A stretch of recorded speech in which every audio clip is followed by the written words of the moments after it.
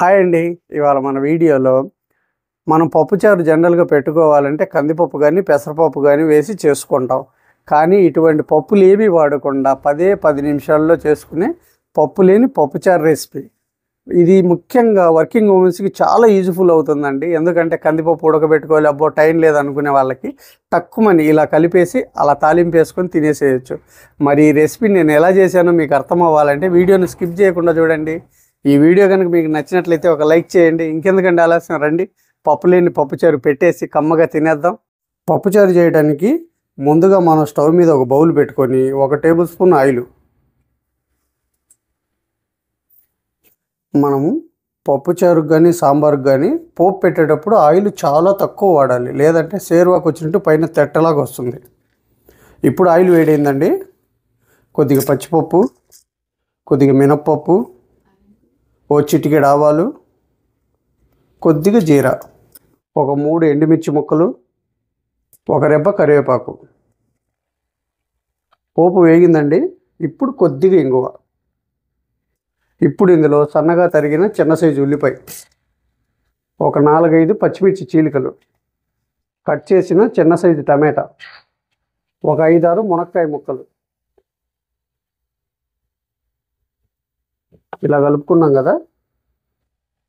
ఇప్పుడు ఒక పావు టీ స్పూన్ పసుపు, ఒక 1/2 టేబుల్ స్పూన్ సాల్ట్, ఒక 1/2 టీ స్పూన్ కారం, 10 గ్రాముల చింతపండుని పులుసు తీసాను, ఇది కూడా వేసుకుందాం.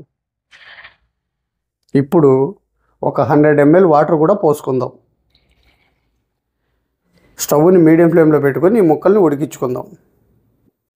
ఈ ముక్కలు ఉడికేలోపు ఇప్పుడు స్టవ్ మీద ఒక పాన్ పెట్టుకొని 1 టేబుల్ స్పూన్ నెయ్యి,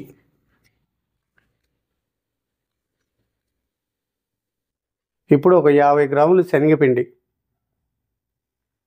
స్టవ్ని లో ఫ్లేమ్లో పెట్టుకొని మంచి అరోమా వచ్చేంత వరకు వేపుకుందాం. శనగపిండి మంచి అరోమా వస్తుందండి. నాకు ఇలాగ అరోమా రావడానికి 5 నిమిషాలు టైం పట్టిందండి. ఇప్పుడు ఇందులో ఒక 100 ml వాటర్ పోస్తుంది. ఈ శనగపిండిని అంతా ఉండలు లేకుండా కలుపుకుందాం. ఇలా వాటర్ పోసి కలుపుకునేటప్పుడు స్టవ్ ఆఫ్ చేసుకొని కలుపుకోవాలండి, లేదంటే అడుగు పట్టేసి శనగపిండి మాడిపోతుంది. ఇలా కలుపుకున్నాం కదా. ఇప్పుడు ఇంకో 300 ml వాటర్ పోసుకుందాం.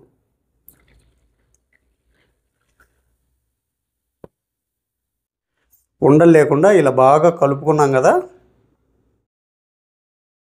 చూశారు కదా, మన ముక్కలు కూడా ఉడికాయండి. ఇప్పుడు మనం కలిపెట్టుకున్న ఈ శనగపిండిని ఈ ముక్కల్లో పోసుకుందాం. బాగా చిక్కగా ఉందండి పప్పుచారు. ఇది చల్లారితే ఇంకా చిక్కగా అవుతుంది కాబట్టి ఇంకో 200 ml వాటర్ పోసుకుందాం. నేను ఇక్కడ 50 గ్రాముల శనగపిండికి 30 లీటర్ వాటర్ పోసానండి. మీరు ఒకవేళ 100 గ్రాముల శనగపిండి తీసుకుంటే దానికి తగ్గట్టుగా వాటర్ పోసుకోండి. అలా క్వాంటిటీ పెంచుకుంటూ పోండి. ఇప్పుడు ఇందులో ఒక చిన్న బెల్లం ముక్క, కొద్దిగా కొత్తిమీర తరుగు. ఇప్పుడు స్టవ్ని మీడియం ఫ్లేమ్లో పెట్టుకొని ఒక 2 పొంగులు వచ్చేంత వరకు మరిగించుకుందాం.